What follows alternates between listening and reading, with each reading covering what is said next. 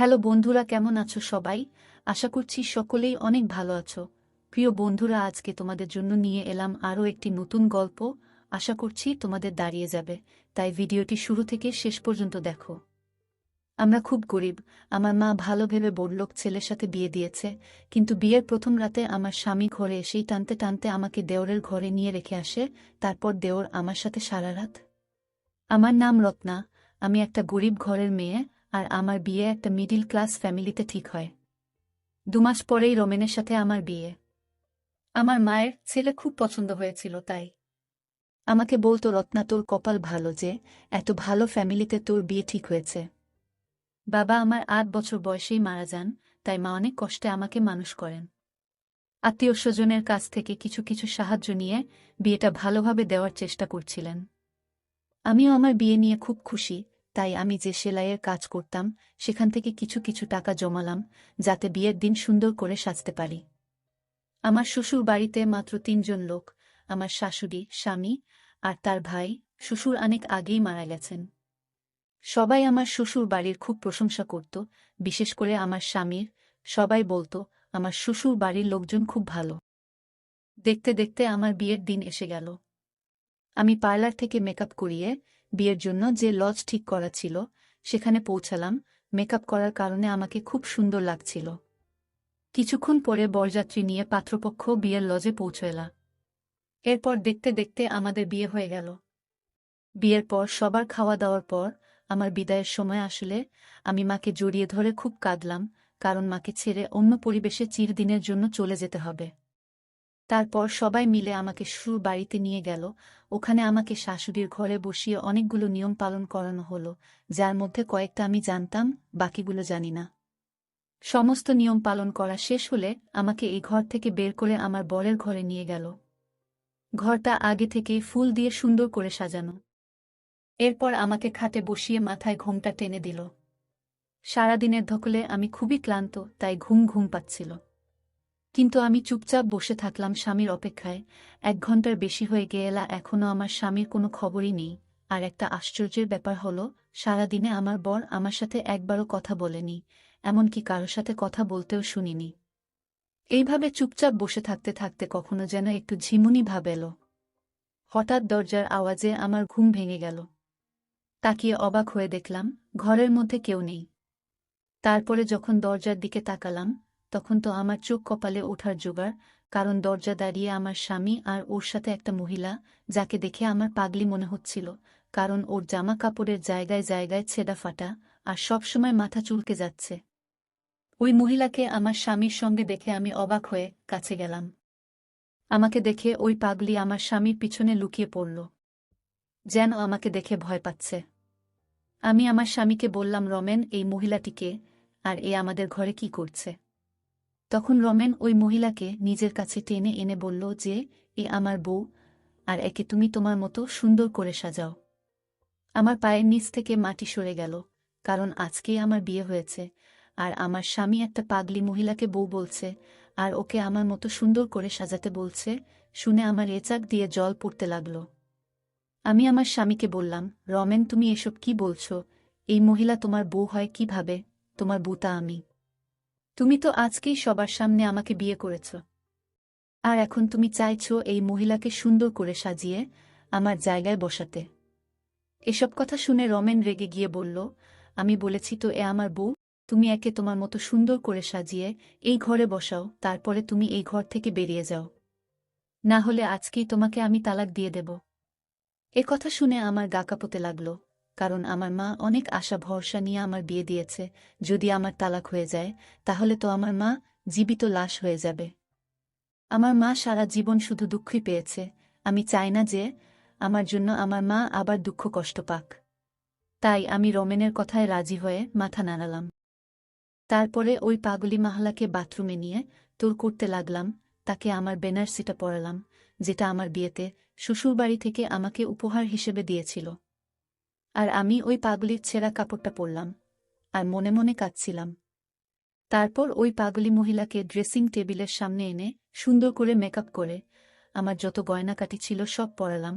যাকে এতক্ষণ বিচ্ছিরি লাগছিল তাকে এখন সুন্দর দেখাচ্ছে। ওই পাগলি জুয়েলারি পরে খুব এক্সাইটেড হয়ে গেল আর আয়নায় বারবার নিজেকে দেখে তালি বাজাচ্ছিল। ওই পাগলিকে রেডি করার পর আমি আমার স্বামীর দিকে ইশারা করলে আমার স্বামী উঠে ওই পাগলির কাছে এসে ভালো করে দেখতে লাগল। তারপরে আমাকে ঘর থেকে বেরিয়ে যাওয়ার ইশারা করল। আমি কাঁদতে কাঁদতে বাইরে বেরিয়ে আসলাম। আমাকে দেখে কে বলবে যে কিছুক্ষণ আগেই আমার বিয়ে হয়েছে? আমাকে দেখে যে কেউ পাগলিই বলবে।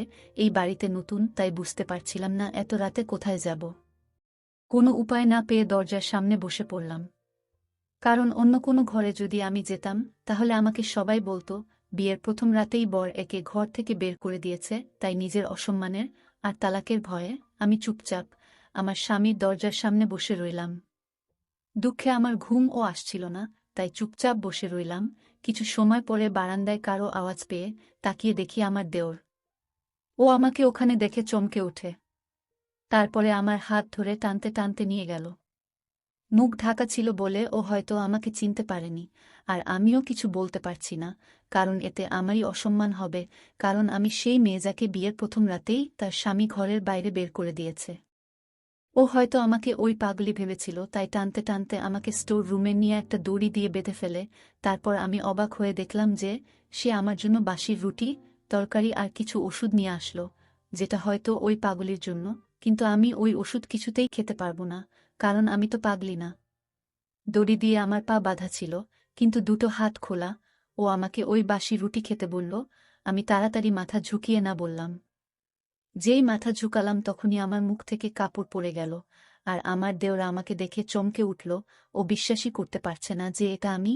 তারপরে ও আমাকে বলল, তুমি এই অবস্থায় কেন? আমি কাঁদতে কাঁদতে ওকে সব কথা খুলে বললাম। ও আমার কথা শুনে মাথায় হাত দিয়ে বসে পড়ল। তারপরে বলল, তোমার উচিত হয়নি দাদার কথা শুনে ওই পাগলিকে নিজের জায়গায় বসানো আর ঘর থেকে বেরানো। এ কথা শুনে আমি বললাম যে তোমার দাদা আমাকে তালাক দেওয়ার আর এই বাড়ি থেকে বের করে দেওয়ার ভয় দেখাচ্ছিল। আর আমার তালাকের কথা শুনলে আমার মা জীবিত লাশে পরিণত হবে।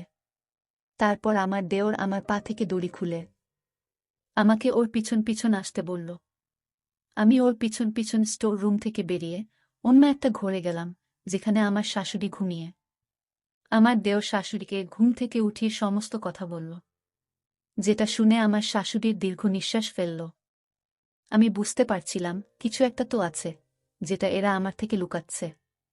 তাই আমি আমার শাশুড়িকে সরাসরি জিজ্ঞেস করলাম, ওই মহিলাটি কে, যার জন্য আমাকে আমার ঘর থেকে বের হয়ে আসতে হয়েছে? তখন আমার শাশুড়ি দেওরকে বাইরে যেতে ইশারা করল। দেওর বাইরে বেরিয়ে গেলে শাশুড়ি আমাকে ওনার পাশে বসিয়ে বললেন যে ও হলো আমার বান্ধবীর মেয়ে। ওর ছোটবেলাতেই ওর বাবা মা মারা যায়, তাই আমি ওকে এ বাড়িতে এনে নিজের মেয়ের মতো মানুষ করি। ওরা তিনজনে একসাথেই বড় হয়। রমেনের সাথে ওর বন্ধুত্ব খুব ভালো ছিল। আমার শাশুড়ি আরও বললেন, ওই পাগলি মেয়েটার নাম অনন্যা। ও বড় হলে আমার শাশুড়ি ওকে বিয়ে দেওয়ার জন্য পাত্র দেখতে শুরু করলে অনন্যা বলে যে ও কাউকে ভালোবাসে আর তাকেই বিয়ে করতে চায়। এটাতে আমার শাশুড়ি খুশি হয়ে ওই ছেলের সাথেই অনন্যার বিয়ে ঠিক করেন। কিন্তু এই খবর যখন রমেন শুনল তখন ও চিৎকার চেঁচামেচি জুড়ে দিল, কারণ ও অনন্যাকে ভালোবাসে আর বলে বিয়ে যদি করতে হয় তাহলে অনন্যাকেই করবে। একথা শুনে আমার শাশুড়িও মনে মনে খুশি হয়েছিল, কারণ উনিও অনন্যাকে খুব পছন্দ করতেন। কিন্তু যখন অনন্যা শুনল যে রমেন ওকে ভালোবাসে এবং বিয়ে করতে চায়, তখন অনন্যা সরাসরি না বলে দেয়। এটা শুনে রমেনের মন ভেঙে যায়, তাই ও ব্যবসার কাজে বাইরে চলে যায়। অনন্যার একটা শুনে আমার শাশুড়ির খারাপ লাগলেও তিনি অনন্যার বিয়ে ধুমধাম করেই দেন। রমেন এতটাই দুঃখ পেয়েছিল যে ও অনন্যার বিয়েতেও আসেনি। অনন্যা বিয়ের মাত্র 2 মাস পরেই ফিরে আসে, কারণ ওখানে থেকে ও কেমন পাগল হয়ে যাচ্ছিল। আর ওর স্বামী ওর সমস্ত গয়নাগাটি টাকা পয়সা নিয়ে পালিয়ে যায়। তারপরে আর তাকে খুঁজে পাওয়া যায়নি। পরে খোঁজ খবর নিয়ে জানা যায় অনন্যার সঙ্গে ছেলেটির অনলাইনে পরিচয়, তার মানে ছেলেটি একটা ফ্রড, যে টাকা পয়সার লোভে ফ্রড বিয়ে করেছিল। অনন্যা তখন প্রেগন্যান্ট। এ কথা শুনে দুঃখে অনন্যা পাগলের মতো আচরণ করতে শুরু করে। তারপরে যখন ওর বাচ্চা নষ্ট হয়ে যায় তখন অনন্যা পুরোপুরি পাগল হয়ে যায়। এই খবর যখন রমেন শোনে ও তাড়াতাড়ি বাড়ি ফিরে অনন্যার খেয়াল রাখতে শুরু করে। ও অনন্যাকে ভালো ডাক্তার দেখায়, কিন্তু ডাক্তার বলেছিল হয়তো অনন্যা পুরোপুরি ঠিক হবে না, একটা মাত্র সম্ভাবনা আছে, ওর সাথে যা যা হয়েছে তাই যদি আবার রিপিট করা হয় তাহলে হয়তো ও ঠিক হতে পারে। এ কথা শুনে রমেন ওকে বিয়ে করার জন্য ব্যস্ত হয়ে পড়ে। তখন আমার শাশুড়ি ওকে নিজের দিব্যি দিয়ে কোনোরকমে আটকে রাখে। এইভাবে 1 বছর কেটে গেল, কিন্তু অন্যার কোনো উন্নতি দেখা গেল না। তাই আমার শাশুড়ি রমেনকে বোঝাতে লাগল, অনন্যা যখন 1 বছর ও ঠিক হয়নি, তাহলে কি এমন গ্যারান্টি আছে যে ও বিয়ের পরে ঠিক হয়ে যাবে? আন্না খুব বেশি পাগলামি করত, আর ওর ধারে কাছে কেউ ঘেঁষতে পারত না। আর কয়েকবার তো ও কামড়ানোরও চেষ্টা করেছে, আর সুযোগ পেলেই বাড়ি থেকে পালিয়ে যেত। তাই আমরা ওকে দড়ি দিয়ে বেঁধে রাখতে বাধ্য হই। রমেনের এত চেষ্টার 1 বছর পরেও অনন্যা যখন ঠিক হল না, তখন বাড়ির সবাই রমেনকে বুঝিয়ে শুনিয়ে বিয়ে দিল। কারণ সবাই ভেবেছিল যে রমেন বিয়ে করলে হয়তো ওর মন থেকে অনন্যার প্রভাব কমে যাবে। আমার শাশুড়ি সব সময় চাইত রমেন যেন বিয়ে করে সুখী হতে পারে। কিন্তু রমেন যে অনন্যাকে পুরনো জীবনের কথা মনে করানোর জন্য অনন্যাকে নিজের বাসর ঘরে নিয়ে গেছে, এটা তারা কেউ জানত না। শাশুড়ির মুখ থেকে এই সমস্ত কথা শুনে আমার কারেন্টের শক খাওয়ার মতো অবস্থা হলো। কারণ আমাকে এমন একটা ছেলের সঙ্গে বিয়ে দেওয়া হয়েছে যে আগে থেকেই অন্য কাউকে ভালোবাসে। হয়তো আমরা গরিব, তাই আমাদের সাথে এইসব করা যায়, কারণ ওরা জানে আমরা কিছুই করতে পারবো না। এইসব ভেবে ভিতরে ভিতরে কান্নায় আমার বুক ফেটে যাচ্ছিল। তখন আমার শাশুড়ি আমাকে নিয়ে আমার স্বামীর ঘরের দরজার সামনে এসে দরজা খুললে দেখতে পেলাম যে অনন্যা নতুন শাড়ি গহনা পরে মেঝেতে শুয়ে আছে, আর রমেন খাটের উপর বসে বসে কান্না করছে। রমেন ওর মাকে দেখেই মার কাছে এসে মাকে জড়িয়ে ধরে কাঁদতে লাগল। কান্না থামলে আমার শাশুড়ি রমেনকে বোঝাতে লাগল যে রমেন আমার সাথে কি কি অন্যায় করেছে। এরপর রমেন আমার দিকে মাথা নিচু করে দাঁড়িয়ে আমার কাছে ক্ষমা চাইল। এরপর আমার শাশুড়ি ঘুমন্ত অন্নাকে ঘুম থেকে উঠিয়ে বুঝিয়ে শুনিয়ে নিজের সঙ্গে নিয়ে গেলেন। উনারা যাওয়ার পরেই রমেন আমার কাছে আবার ক্ষমা চেয়ে আমাকে কারণ বোঝাতে লাগল, যেটা আমি আগে আমার শাশুড়ির কাছে থেকে শুনেছি। আমি বুঝতে পারলাম যে রমেন বিয়ে করতে চাইত না, যাতে ও অনন্যার দেখাশোনা করে, ঠিক করতে পারে এবং ওকে বিয়ে করতে পারে। কিন্তু বাড়ির সবাই জোর করে ওকে আমার সাথে বিয়ে দিয়ে দেয়। রমেন নিজের দুঃখ আমার সাথে শেয়ার করতে শুরু করলে আমি ওকে বললাম, আমি সবসময় তোমার পাশে আছি। আমার নিজের উপর বিশ্বাসও ছিল যে আমি ওর মনে আমার জন্য জায়গা করে নিতে পারব, আর এইসব কথা না আমি আমার মাকে না অন্য কাউকে বলতে পারব। আমি ওই বাড়িতে অনন্যার সাথে নিজের বোনের মতো ব্যবহার করতে শুরু করি, ওর খাওয়া দাওয়া দেখাশোনা করতে থাকি। ফলে বাড়ির সকলের সাথে সাথে রমেনুর মনেও আমার জন্য জায়গা তৈরি হয়, যেটা আমার স্বামী আমার সঙ্গে মিষ্টি মিষ্টি কথা বলে বোঝাত। কিন্তু অনন্যার অবস্থা কোনো উন্নতি হয়নি। ওর ওষুধ চেঞ্জ করেও দেখা হয়েছে, কিন্তু কোনো ফল পাওয়া যায়নি। কিন্তু তবুও রমেন চাইত অনন্যা যেন ভালো হয়, তাই আমি দিনরাত পরিশ্রম করতাম, ওকে নিয়ে ডাক্তারের কাছে চেক আপ করাতে যেতাম। কিন্তু অনন্যার অবস্থার কোনো উন্নতি হয়নি। ধীরে ধীরে অনন্যার অবস্থা খারাপ হতে থাকে ও এখন সারাদিন বিছানাতেই শুয়ে থাকে। তাই আমি রমেনকে বললাম ওকে শহরের সবচেয়ে ভোলা ডাক্তারকে দিয়ে চেক আপ করাতে।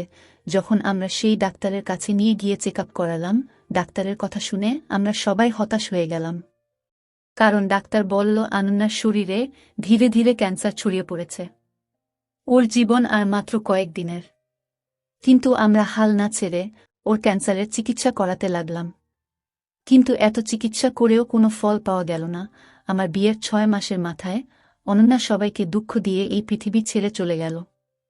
ওই ছেলেটার উপর আমার খুব রাগ হতো, যার কারণে অনন্যার এই অবস্থা।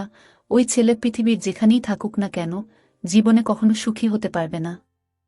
ওই ছেলেটি যদি লোভর কারণে অনন্যার জীবন নিয়ে ছিনিমিনি না খেলত, তাহলে অনন্যা এখন ছেলে মেয়ে নিয়ে সুখে শান্তিতে ঘর সংসার করত। কিন্তু আমরা যেটা ভাবি সেটা সবসময় হয় না, কারণ বিধাতা যার কপালে যা লিখে দিয়েছে তাই হয়। অনন্যার সাথেও তাই হয়েছিল, যা বিধাতা ওর কপালে লিখে রেখেছিল, যার দুঃখ আমাদের সারা জীবনেও শেষ হবে না। এখন অনন্যা নেই, তাই রমেনের জীবনে শুধুমাত্র আমিই ছিলাম।